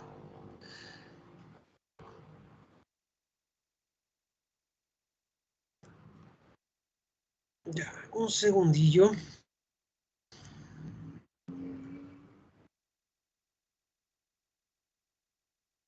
Ya, entonces, resumen de Hannah Arendt. Hannah Arendt, entonces, siempre vincula la libertad política con la acción, con la palabra y la acción. La libertad política está vinculada con la ciudadanía está vinculada con el derecho a tener derechos, siempre dentro de una pluralidad. En una pluralidad, es decir, entre otros hombres y mujeres, ¿ya? Y esa acción que se da dentro de la esfera pública es lo único que permite que se creen cosas nuevas, más que cosas para que no crean algo material, sino en algo nuevo, en algo nuevo. ¿Ya? Entonces, en Hannah Arendt siempre va de la mano libertad política con palabra y acción, con esfera pública, con pluralidad. Con pluralidad. ¿Ya? La ley, en síntesis, entonces, ¿qué sería para Hannah Arendt? La idea moderna de ley como instrumento de dominación, como un conjunto de prescripciones y prohibiciones, junto con la idea de creaciones de constituciones a la usanza del homo faber, en el sentido de pensar que podemos hacer leyes e instituciones tal como hacemos mesas y sillas. Eso está en contra, Hannah Arendt, de esa concepción de la ley. Una constitución, una ley, no es crear un arquetipo en la mente y después llevarlo a cabo en el mundo material. ¿Ah? Ese no es el concepto en que Hannah Arendt está pensando en la ley. No fue en las revoluciones, ni es capaz en nuestro actual constitucionalismo liberal de mantener el espacio público intermedio que permite la oportunidad de ejercicio y la actividad política para todos. Solamente una esfera pública enraizada en las promesas mutuas, inspiradas en la ley romana, podría abrir un tejido normativo adecuado a quienes estén deseosos de participar en la esfera pública y brillar con sus actos y palabras. ¿Ya? Promesas mutuas se refiere a alianzas, a unar voluntades, a unar voluntades. Cuando yo creo una ley, uno voluntades, ¿cierto?, de la mayoría. En términos constitucionales, y en parte esto se traduciría en que no basta con una constitución creada por expertos, ¿cierto?, que apunte solamente a la protección de los derechos civiles y organice el mecanismo de una exclusiva democracia representativa, sino que Hannah Arendt sugiere una dinámica y continua narrativa en las circunstancias cambiantes e imprevisibles de la pluralidad. Por ello, Arendt respalda los consejos populares, la participación política desde abajo. En este sentido, tiene harta correspondencia con el Premio Nacional de Historia, con Gabriel Salazar, ¿cierto? Que Gabriel Salazar sí lo ve desde otro ámbito, desde la perspectiva del marxismo, ¿cierto? La historia interpretada de la perspectiva del marxismo, pero también Gabriel Salazar siempre habla de hacer política desde abajo. ¿Ya? A Hannah Arendt también le gusta eso, hacer política desde abajo. Entonces, con las juntas de vecinos, las organizaciones sociales, los dirigentes sindicales. Hannah Arendt está pensando en la Comuna de París, por ejemplo, en ese hecho histórico, o está pensando en los soviets. Recuerden que en 1905 hubo una primera revuelta en Rusia y se crearon de manera espontánea soviets. Los soviets eran organizaciones espontáneas entre trabajadores, campesinos y soldados, ¿ya? pero eran organizaciones espontáneas, no venían desde arriba. Sergio López, algo pasó con Sergio López. Ah, ya, pero sí. No venían desde arriba. ¿Ya? Entonces, para Hannah Arendt, fortalecer esos consejos populares sería lo ideal. Esa sería una esfera pública plena, ¿ya? Donde se pueda crear algo nuevo en una pluralidad diversa. Y por eso los regímenes totalitarios son la antítesis de la pluralidad, porque buscan reforzar meramente lo uno, lo singular, que todo se dirija al Estado totalitario o al personaje carismático del Estado totalitario. No hay pluralidad, ¿ya? Solo hay individuos solitarios, digamos.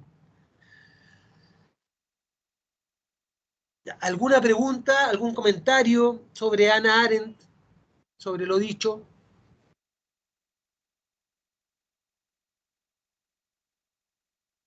Ya, entonces vamos a continuar.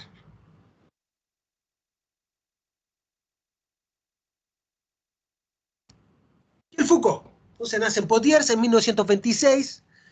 Recordemos que Michel Foucault muere en los años 80, ¿ya? Si no mal recuerdo, en los años 80. Bueno, esto es su vida personal, pero si quieren saberlo, él murió de una enfermedad que en los años 80 era terrible, porque era el VIH, ¿cierto? El VIH, el SIDA. En ese tiempo no tenía tratamiento, por lo tanto Michel Foucault murió tal como se moría en esa época con respecto a esa enfermedad. ¿Ya? Hoy por hoy hubiese seguido vivo, porque ahora es un tratamiento que es tratable, incluso en Chile, bueno, esto es un comentario aparte, pero creo que incluso gratuito. ¿Ya? Bueno, Michel Foucault, él era un filósofo, pero no solo filósofo, también era historiador, era psicólogo, ¿cierto? Se licenció en filosofía por la Universidad de Sorbona y luego en psicología. Y está dentro de una corriente que podríamos encasillar como postmoderna. Recordemos que el modernismo que lo puede inaugurar Descartes o lo puede inaugurar la Revolución Francesa, etc., el modernismo siempre piensa en sistemas ideales, en explicaciones de realidad a través de sistemas ideales, ¿cierto? Que tienen ciertas premisas y esas premisas uno puede tener ciertas conclusiones, es decir, interpretaciones de la historia. El modernismo se caracteriza por interpretaciones del mundo, de la historia, que tienen su propio sistema autónomo, ¿cierto? Es más, no solo interpretaciones de la historia, sino que las ciencias humanas funcionan en la modernidad, intentan funcionar de manera autónoma, con su propia racionalidad, su propia sistematización. El mismo Kelsen, pues recordemos que Kelsen quería igualar a las ciencias de la naturaleza, quería hacer el derecho una ciencia autónoma, como lo vimos en la clase pasada. Bueno, el postmodernismo quiere romper con esto. El postmodernismo es un pensamiento fragmentario, muchas veces misterioso, muchas veces muy relacionado con la poesía, con la literatura. El postmodernismo no intenta hacer una teoría sistemática sobre algo, que tenga premisas, conclusiones, interrelación. Más bien son pensamientos fragmentarios, algunas veces contradictorios, insisto, muy relacionados con la literatura, con el arte, con la poesía, que trata más bien de ser aproximaciones a explicaciones, tanteos a explicaciones de corte filosófico, más que explicaciones totales. Por ejemplo, un postmoderno no le gusta el marxismo, por ejemplo. Una explicación marxista total. Puede tomar elementos del marxismo, pero tomarlo totalmente no. Y con cualquier, digamos, teoría filosófica, cualquier teoría filosófica. Es un pensamiento fragmentario, muchas veces misterioso, muchas veces relacionado con... está en el límite entre literatura y poesía, porque para muchos postmodernos algunas veces viene a ser lo mismo. Viene a ser lo mismo, ¿ya? Entonces, miren lo que dice Michel Foucault. Michel Foucault dice: existió una gran época de la filosofía contemporánea, la de Sartre, de Merleau-Ponty, en la que un texto filosófico, un texto teórico, debía decir finalmente lo que era la vida, la muerte, la sexualidad, si Dios existía o si Dios no existía, lo que era la libertad, lo que había que hacer en la vida política, cómo comportarse con el otro, etc. Este tipo de filosofía parece que ahora ya no puede continuar. Que si se quiere, la filosofía se ha a lo mejor no volatizado, pero sí como dispersado, que existe un trabajo teórico que en algún modo se conjuga en plural. La teoría y la actividad filosófica se producen en diferentes ámbitos, que están como separados unos de otros. Hay una actividad teórica que se produce en el campo de las matemáticas, una actividad teórica que se manifiesta en el ámbito de la lingüística, o en el ámbito de la historia de las religiones, o en el ámbito de la historia secas. Tal como le estoy diciendo, porque después del siglo XIX, recordemos que todas las ciencias se trataron de independizar, de funcionar de manera autónoma. Entonces, la historia la ciencia de la sociología, la ciencia de la psicología, ¿cierto? Y es allí finalmente, en esta especie de pluralidad del trabajo teórico, donde se llega a una filosofía que todavía no ha encontrado. Ya, entonces eso, la filosofía que trata de ejercer Michel Foucault es un tanteo, una aproximación de explicación. No intenta hacer algo sistemático. ¿Ya? Entonces, si ustedes leen algún libro de Foucault, no van a encontrar una especie de sistematización como la tiene Kant, por ejemplo. No, para nada. O como la tiene Marx. No ese es el estilo. O como la tienen los vimos el contrato social de Rousseau, o el segundo tratado de Locke, ¿ya? O Aristóteles. No es así. Ya, entonces, Michel Foucault trabajó sobre muchos temas, sobre muchos temas. Trabajó sobre la historia de la locura, trabajó sobre la historia de la sexualidad, trabajó sobre la epistemología, es decir, el modo de conocer, trabajó sobre la biopolítica, trabajó sobre la historia, sobre la política, también algo sobre el derecho, pero siempre basándose, él tenía una gran conexión con el conocimiento filosófico, pero siempre relacionado con antecedentes históricos. A él le gustaba buscar en los archivos siempre, para buscar el por qué una cierta teoría o un cierto conocimiento, o por qué los conocimientos los entendemos de esa forma y no de otro. ¿Cuál es la base de que hay detrás? ¿Cuál es el telón de fondo? ¿Cuál es esa explicación? ¿Ya? Por ejemplo, miren la historia de la locura, voy a leer y después les voy a explicar un poco. La locura no existe más que en una sociedad. Recuerden que la locura, en términos simples, es distinguir a los razón con los sin razón, ¿cierto? Los que son seres racionales de los seres que no son racionales. Entonces, ¿qué dice Foucault? Dice, la locura no existe más que en una sociedad. La locura no se encuentra en estado salvaje. Es decir, que para definir la locura, yo tengo que estar dentro de una sociedad en que esa sociedad catalogue que esa persona es loca. ¿Ya? La locura no existe más que en una sociedad. No existe fuera de unas formas de sensibilidad que la aíslan y de unas formas de repulsión que la excluyen o la capturan. En cierto sentido, Foucault podría estar diciendo que existen ciertas categorías kantianas, pero que son partes de una sociedad dada, que no son a priori, digamos, no son abstractas, sino son parte de la cultura determinada y del momento histórico determinado. Así puede decirse que en la Edad Media y después en el Renacimiento, la locura está presente en el horizonte social como un hecho estético cotidiano. Luego en el siglo XVII, a partir del internamiento, la locura atraviesa un periodo de silencio, de exclusión. Ha perdido esta función de manifestación, de revelación, que tenía en la época de Shakespeare y de Cervantes. Por ejemplo, Lady Macbeth empieza a decir la verdad cuando se vuelve loca, se vuelve ridícula, mentirosa. Finalmente, en el siglo XX, atrapa la locura, la reduce a un fenómeno natural, ligado a la verdad del mundo.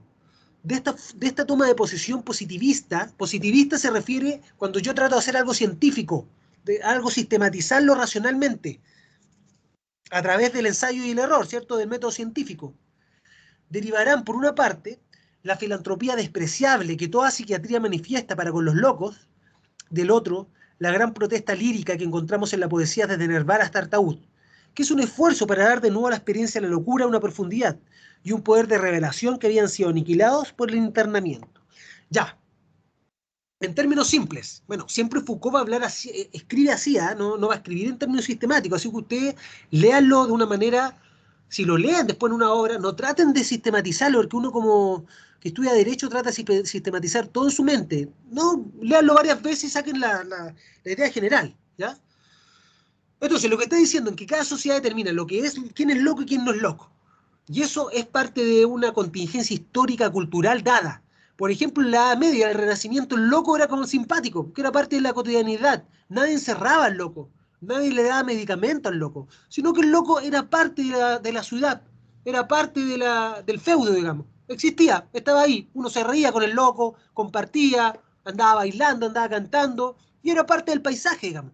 Pero nadie pensaba en la Edad Media del Renacimiento en excluir al loco de la ciudad, o en excluir al loco de la ciudad feudal. No había un límite entre los que tienen razón y los que no tienen razón, y vamos a excluir a los que no tienen razón, entre comillas, en cierta parte. Eso partió a partir del siglo XVII. Por eso Foucault le interesa mucho la historia, para él dar su fundamento histórico-filosófico. El siglo XVII recién, imagínate, ahí recién se empezó a internar a los, entre comillas, locos. Ahí sufre un periodo de silencio, de exclusión, porque antes del siglo XVII,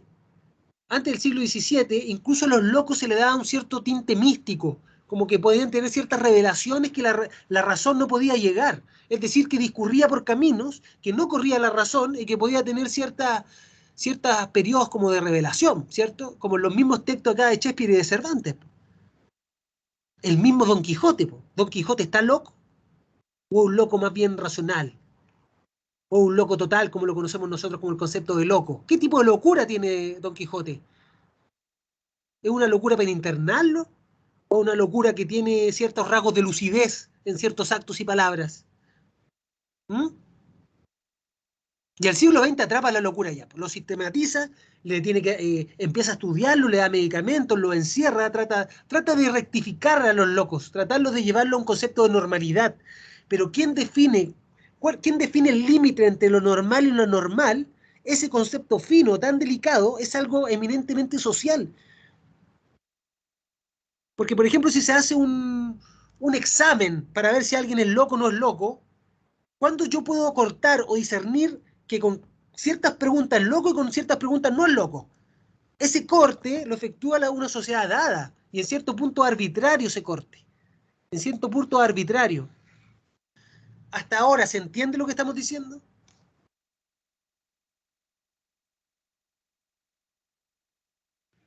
Sí, profe. Ya, perfecto. Bueno, acá tienen que abrir un poco la mente, ¿eh? Porque uno que tiene la formación jurídica es muy cerrado. ¿Ya? Para este curso tienen que abrir la mente, soltar un poco.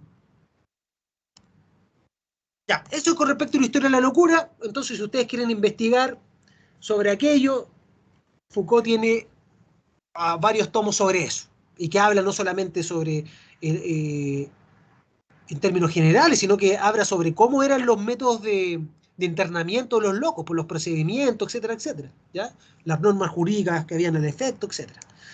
Ya, Foucault también, además de la locura, porque trata sobre varios pintos temas, trata sobre la epistemología, es decir, sobre el modo de conocer. ¿Cuál es el modo de conocer que subyace? ¿Cierto? Que subyace.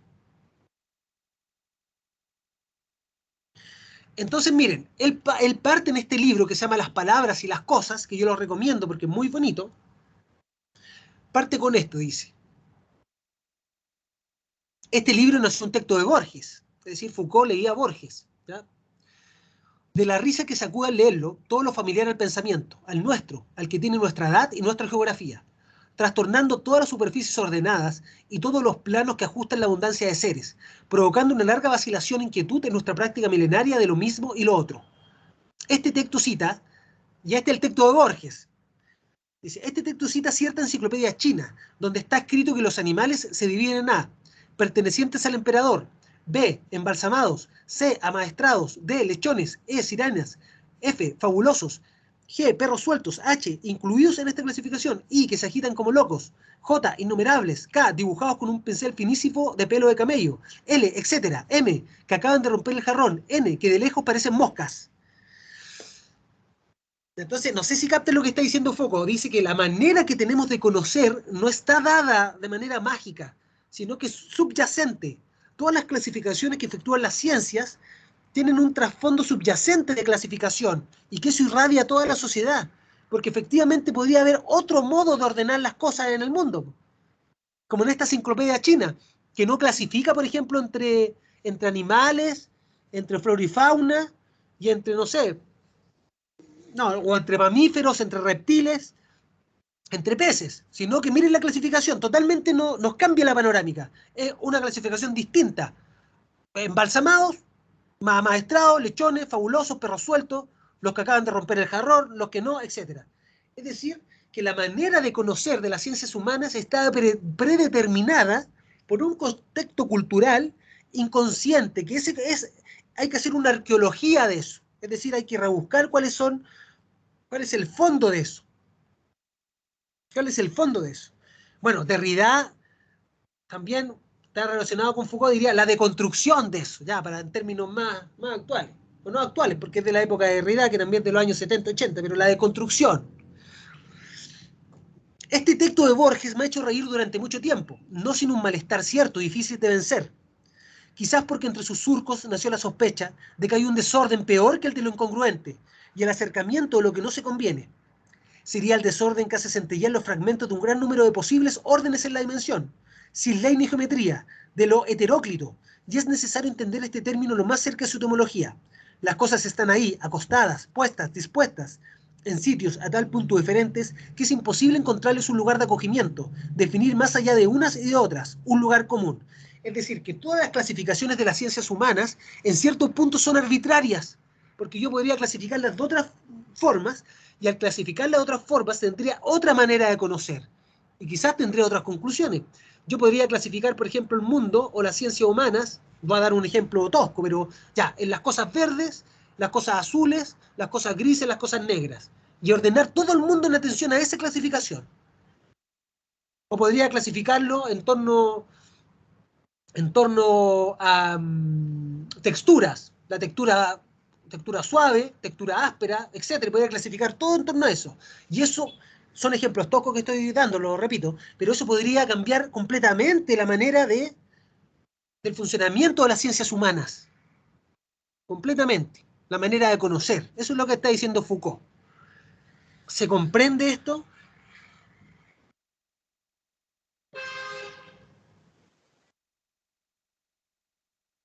¿Sí? Sí, profe. Ya, perfecto. Ya.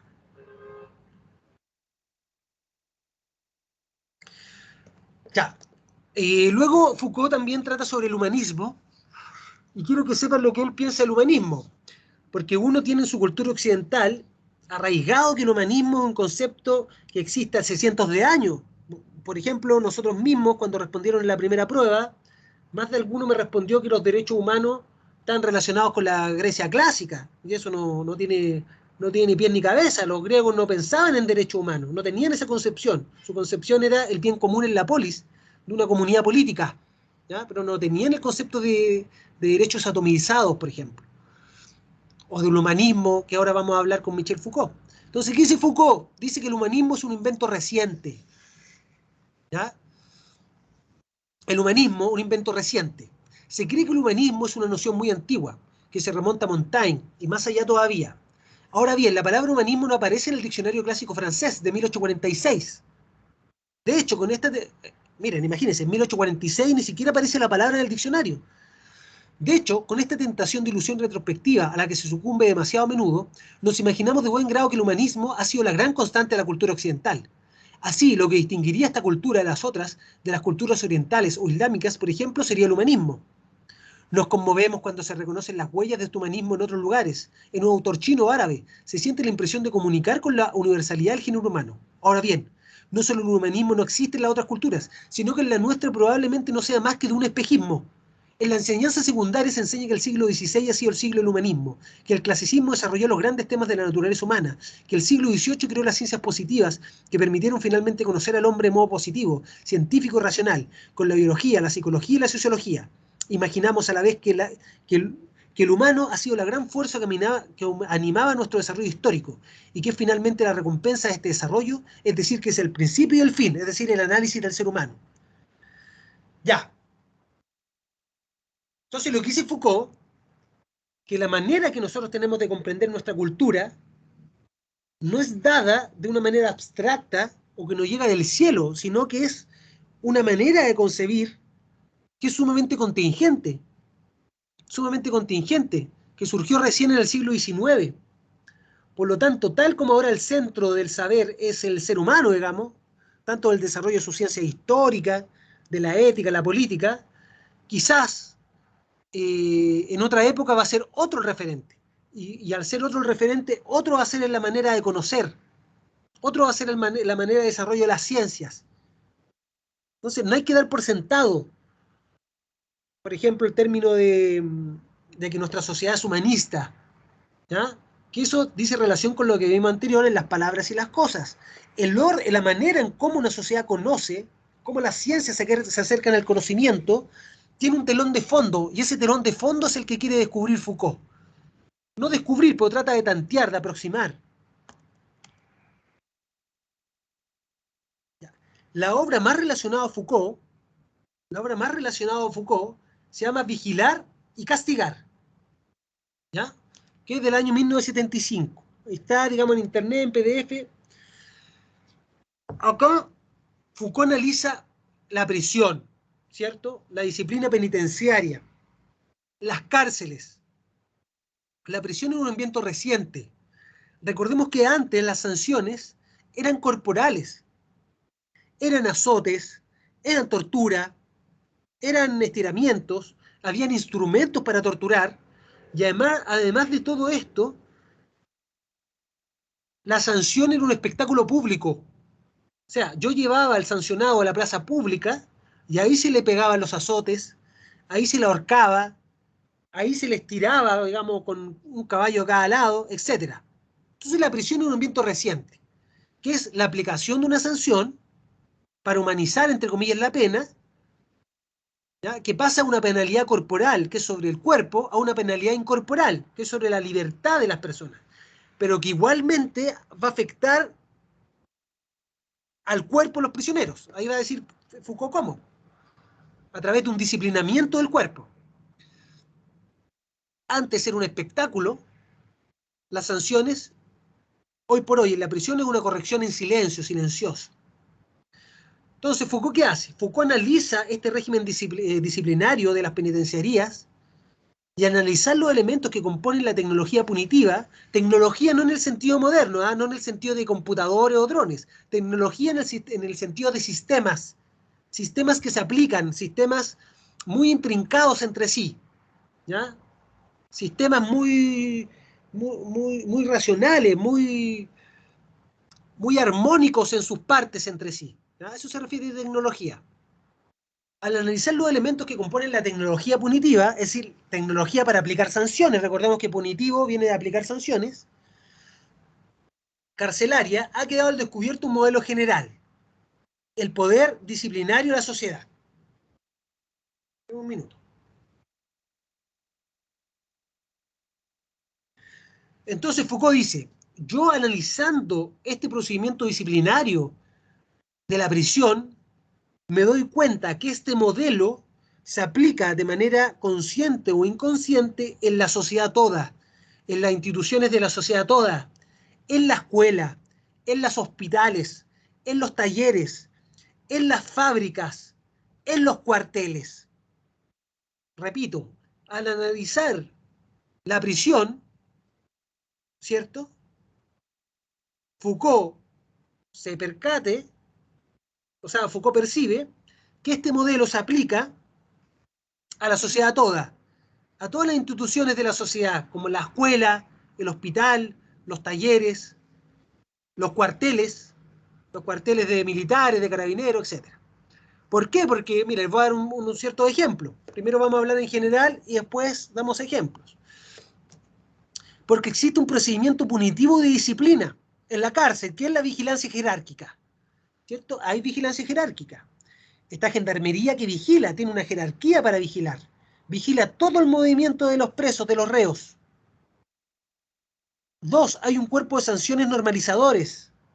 Es decir, nada está fuera de la norma. No es que hay un espacio de que esto está prohibido, esto otro permitido. No, todo está normado. Y todo aquello que no cumple la norma está sancionado. Y todo tiene que cumplir la norma para efectivamente normalizar la conducta. Normalizar la conducta de los reos.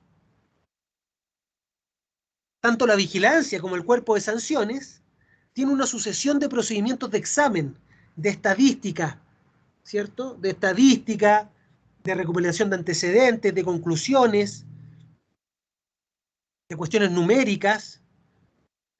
Entonces, el poder con el saber siempre van de la mano y se refuerzan, porque si yo tengo los procedimientos de examen al máximo y son lo más minuciosos posibles, voy a poder vigilar jerárquicamente mejor y voy a poder sancionar mejor y hacer sanciones más eficaces, ¿cierto? Entonces, el procedimiento punitivo de disciplina de las prisiones se caracteriza por tres cosas: vigilancia jerárquica, cuerpo de sanciones normalizadores y sucesión de procedimientos de examen, que al fin y al cabo este modelo se irradia a todas las instituciones de la sociedad, como la escuela, los talleres, los hospitales, los cuarteles, etc. ¿Cómo funciona la prisión? Y este símbolo de la prisión se irradia a toda la sociedad a través de una máquina o una herramienta, más que una herramienta, como un escenario, que se llama el panóptico. Todas las cárceles o las cárceles tradicionales funcionan con un panóptico. Ustedes lo han visto, ahora les voy a mostrar una fotito que es el panóptico. El panóptico es una figura de Bentham, que es un jurista del siglo XVII, si no me equivoco, siglo XVIII, siglo XVII. ¿Ya? El panóptico lo que busca es ver sin ser visto. Es decir, vigilar, por eso el libro se llama Vigilar y Castigar. Vigilar sin que sepan que estoy vigilando. En la periferia, un edificio en forma de anillo. En el centro, una torre. Esta última llena de amplias ventanas que se abren sobre la cara interior del anillo. El edificio periférico está dividido en celdas que atraviesan cada una todo el espesor del edificio. Tiene dos ventanas. Una hacia el interior del edificio, correspondiendo a las ventanas de la torre, otra cada exterior y permite a la luz atravesar la celda de parte a parte. Por el efecto de la contraluz se puede captar desde la torre, recortándose exactamente desde la luz, las pequeñas siluetas cautivas en las celdas de la periferia. Cada una de las celdas se convierte en un pequeño teatro, en el que cada actor está solo, perfectamente individualizado y constantemente visible. Es decir, el único que puede ver a los reos o a los imputados es quien está en la torre central, pero los reos y los imputados no pueden ver quién los vigila. Por eso actualmente se denomina que la sociedad contemporánea es una sociedad que está bajo un panóptico, ¿ya? El panóptico es eso. En la torre central está el anillo, que están los vigilantes, y que en las cárceles chilenas todavía hay varios panópticos. Hay varias torres de control, no sé si han visto. Uno va ahí a Santiago 1, tiene una torre, ya que es la misma idea. Entonces vemos que en el centro hay una torre, un anillo, que está el vigilante, y el vigilante puede ver lo que pasa en cada una de las celdas. Puede vigilar, pero puede vigilar sin ser visto, porque el de la celda no puede ver al vigilante. Entonces no sabe si lo está mirando o no lo está mirando. Quizá el vigilante está en el baño, pero en ese momento, pero quien está en la celda no lo puede saber. No lo puede saber. Entonces, este modelo simbólico es el que opera en la sociedad toda. En la sociedad toda. Porque en la escuela se cumple un horario, ¿cierto? Se cumplen ciertas normas de conducta, se siguen ciertas órdenes, hay una vigilancia, hay un examen a través de las pruebas. En el hospital, más o menos lo mismo. Entonces, para Foucault, esto está presente, este modelo, este poder disciplinario de disciplinar la conducta de los cuerpos, porque al fin y al cabo estamos disciplinando la conducta de los cuerpos, ¿cierto? Está presente en todas las instituciones de la sociedad. Luego la norma, entonces. La prisión es el lugar en que se cumple la pena que dicta la ley, pero su interior no es un espacio jurídico. ¿Por qué es un espacio jurídico? Porque no es que hayan cuestiones que se pueden hacer, derecho, no derecho, no, todo está regulado para ser sancionado. Recordemos que Foucault está hablando en términos filosóficos, tampoco busquemos tan minuciosamente en términos jurídicos, ¿ya? Lo que rige el espacio carcelario es la norma, todo cae bajo la regulación de la norma. El examen es el que permite clasificar, calificar, castigar. Poder y saber aparecen ligados, eso es lo que yo les digo.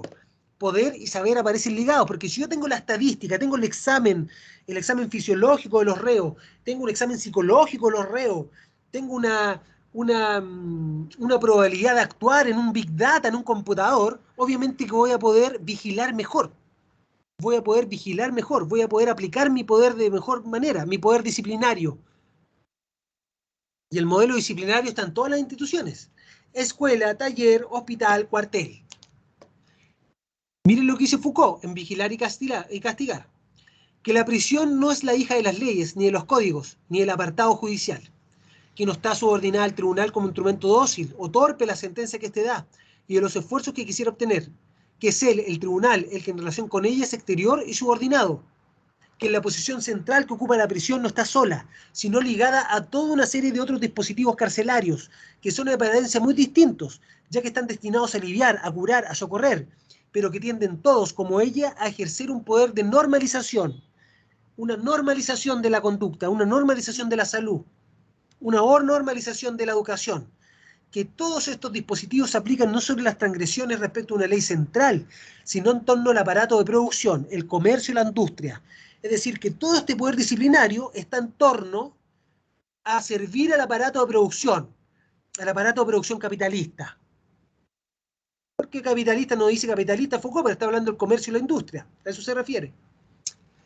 ¿Algún comentario, pregunta hasta el momento?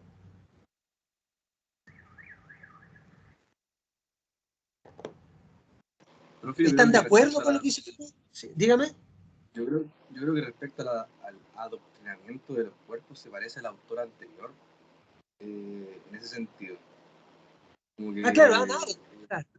Sí. Esa relación, como que tener control sobre las personas. Bueno, ese era como el análisis. Claro, pues el poder disciplinario en los campos de concentración era máximo. Era incluso mayor que en una prisión, que por lo menos más elegante, ¿cierto? No, pues en el campo de concentración el poder disciplinario se daba al máximo. Sí, está buena esa conexión. Pero hay un punto acá que se diferencia. Porque para Hannah Arendt, el poder de la ley, bien entendido, es un poder liberador. Porque es un poder que se da en la pluralidad en la comunidad política para iniciar algo nuevo. Hannah Arendt no entiende la ley como un poder disciplinario, de una mera imposición en que algunos mandan y otros obedecen. Al contrario, en una buena concepción de la ley se refiere al autogobierno, es decir, ser más libre. O sea, se es libre si se aplica la ley como una expresión de una pluralidad que se da dentro de una esfera pública. En cambio, para Foucault, sigue siendo un poder disciplinario. Foucault no distingue de manera muy clara si una ley se da en una dictadura o en una sociedad democrática. A mi parecer es totalmente distinto. Pero Foucault todo lo trata de encasillar en el poder disciplinario. Todo para él es poder disciplinario y irradia todo el poder disciplinario. Yo siempre como jurista, no como jurista, pues juristas son palabras mayores, como abogado, siempre ahí Foucault me hace ruido, porque la ley no es solo una expresión de imposición de un poder disciplinario, también puede ser una expresión liberador. Por ejemplo, si yo educo una sociedad o le doy una salud de calidad a una sociedad o pensiones de calidad a una sociedad, le doy oportunidades de participar políticamente más abiertas, no veo allí el poder disciplinador. Lo que podría haber es que tiene el poder estatal de respaldo de la fuerza del Estado, pero porque esa es la característica de la norma jurídica no pide favores, pues si no sería caridad.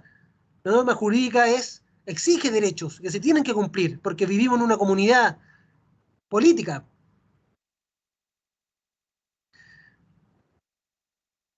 Entonces, mire lo que afirma Foucault, dice: continuidad de las instituciones mismas que remiten unas a otras, de la asistencia al orfanato, a la casa de corrección, a la penitenciaría, al batallón disciplinario, a la prisión, de la escuela a la sociedad de patronos, al obrador, al refugio, al convento, de la ciudad obrera al hospital, a la prisión. Continuidad de los criterios y de los mecanismos punitivos, que a partir de la simple desviación hacen progresivamente más pesada la regla y agravan la sanción. Entonces, todos buscan un efecto normalizador. Gradación continua de las autoridades constituidas, especializadas y competentes, en el orden del saber y en el orden del poder, que sin arbitrariedad, sino según los términos de los reglamentos, por vía de la constatación y de la medida jerarquizan, diferencian, sancionan, castigan y llevan poco a poco de la sanción de las desviaciones al castigo de los crímenes. Los carcelarios con sus formas múltiples, difusas o compactas, sus instituciones de control o de coerción, de vigilancia discreta y de coerción insistente, establece la comunicación cualitativa y cuantitativa de los castigos. Pone en seria o dispone, siguiendo empalmes sutiles, las pequeñas y las grandes penas, los premios y los rigores, las malas notas y las menores condenas. Para Foucault todo es poder disciplinario en mayor o menor medida. Lo que uno podría preguntarse, o sea, en Foucault en términos para sacarle provecho, que efectivamente siempre uno tiene que preguntarse, bueno, ¿por qué estoy haciendo esto? ¿Esto es un poder disciplinario consciente o inconsciente que me está obligando a hacer esto? ¿Que me está moldeando una normalidad? Siempre prender las luces con respecto a eso. Creo que Foucault aporta bastante en aquello. Pero lo que queda corto es en mezclar todo en el mismo saco. Pues no podemos decir que alfabetizar a una persona, enseñarle a leer y escribir, es un poder disciplinario. Al contrario, un poder liberador, porque le abre un mundo. Le abre un mundo de posibilidades. ¿Cierto? No es tan tosca la combinación. No es lo mismo alguien que está en la cárcel que alguien que está en una escuela aprendiendo a leer y escribir o aprendiendo matemáticas, por ejemplo. Creo yo. Ustedes sacarán sus conclusiones. Pero, profe, yo creo que en eso Foucault no se refiere tanto al fondo de enseñar, sino también a las formas, a las formas y estructuras de un sistema. Sí, claro, la educación es un... Igual creo que es liberadora, pero es el sistema en sí tiene un sesgo disciplinario, creo. Claro, pues ahí, bueno, hay diferentes corrientes de pedagogía, que ahí puede haber varios términos de poder disciplinar inmiscuido, pero a mí me parece que hay ciertos puntos que no se podrían soslayar. Pues. Por ejemplo, el profesor que enseña a leer y escribir a niños o niñas tiene que tener un cierto rango de poder disciplinario, obviamente en términos atenuados, en términos democráticos, porque es el que está enseñando, me parece a mí. Pues. No puede haber ahí un plano, obviamente hay un plano de igualdad en el respeto a los niños y niñas y en tratar de acercar el conocimiento lo máximo a sus intereses de su edad preestablecida. Pero tiene que haber un margen, o piensa tú en un horario, por ejemplo, que la escuela parte a las 8 y sale a las 2. No veo cómo podría ser de otra manera. Sería muy difícil. Pero en ese punto, por eso, siempre hay que estar atento en diagnosticar y pensar, esta norma disciplinaria de la escuela o el hospital o el taller o de la fábrica, ¿es un poder disciplinario o es una norma necesaria, digamos, para llevar a cabo la función? Porque, no sé, desde jugar a la pelota hasta jugar a las bolitas, tiene un cierto poder disciplinario. Hay sanciones, hay reglas, y esas reglas tienen que acatarse, digamos, para poder jugar el juego. El juego me refiero a cualquier actividad institucional. Entonces hay que siempre distinguir, según yo creo, si ese poder disciplinario es virtuoso o es vicioso. Y hasta qué punto se impone. ¿Hasta qué punto se impone? Por ejemplo, las mismas normas sociales tienen un poder disciplinario, por la sanción que hay detrás. Yo al decir buenos días, permiso, gracias, si no lo digo, voy a ser calificado de un maleducado, y eso va a tener una sanción. Y hay un poder disciplinario detrás. Pero ese poder disciplinario, ¿está bien que exista o no? No lo sé, cada quien sacará sus conclusiones, pero es interesante Foucault por eso, ¿ves? Nos hace pensar. Por eso hay que estudiar a Foucault, que además que es muy, muy debatido hoy contemporáneamente, muy debatido. Pero como yo siempre digo, nunca hay que analizar un filósofo, un pensador como la verdad absoluta, porque las únicas verdades absolutas son las matemáticas, la geometría y la física, ¿ya? Todo el resto hay que interpretar, hay que argumentar y uno puede tomar varios elementos de varias cosas para sacar conclusiones lo más elaboradas y argumentadas posible. Entonces miren lo que dice Walser. Walser es de mi opinión, porque Walser en su libro Las esferas de la justicia, recordemos que Walser es comunitarista, cree que los bienes sociales están determinados por un contexto histórico y cultural y que cada bien social tiene un criterio distributivo propio de justicia. Eso lo analizamos. Entonces Walser, al tratar la escuela, toma nota de lo que dice Foucault, pero discrepa de lo que dice Foucault. Y dice Walser, dice lo que hace Foucault es abusar de la analogía. Acá está mezclando la prisión con la escuela, con los hospitales. No me parece correcto, dice Walser. Primero, la educación no es el propósito principal de las cárceles. O sea, ahí se equivoca, porque el propósito de la educación no es el mismo propósito que una cárcel, ni tiene el mismo propósito que un hospital o que un ejército, aun cuando algunos presos sean reformados.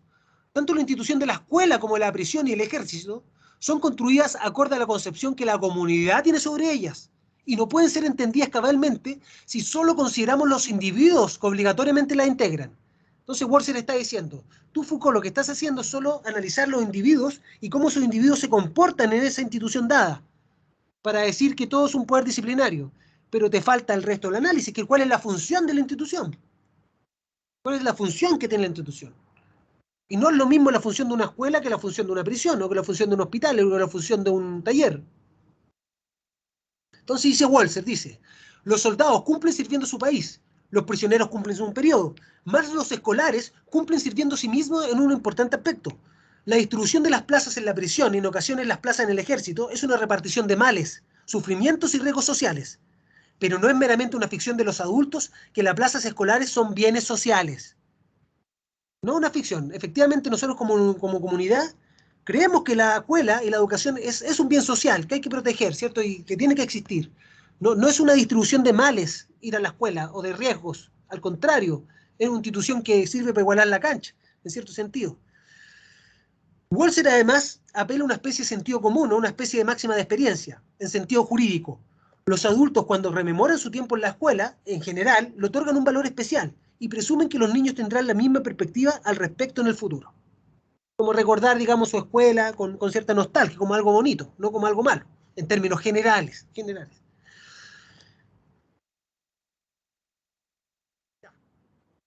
Ya, chicos y chicas, entonces, ahí hicimos un repaso muy general de Foucault, porque ir más allá ya sería enredar el tema.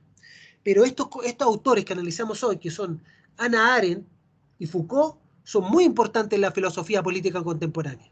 De hecho, Hannah Arendt tiene una película, que es más o menos, creo que está en Netflix, si la quieren ver. ¿Ya? También les recomiendo leer sus libros. El más cortito y el libro como un poco más digerible, más rápido, es Eichmann en Jerusalén, que es sus notas como reportera del juicio a Eichmann, de este administrador nazi. Eso, chicas y chicas, ¿algún comentario al respecto? Recordemos que nos queda entonces una sola clase, según mi sílabus, que les voy a decir inmediatamente de qué se trata.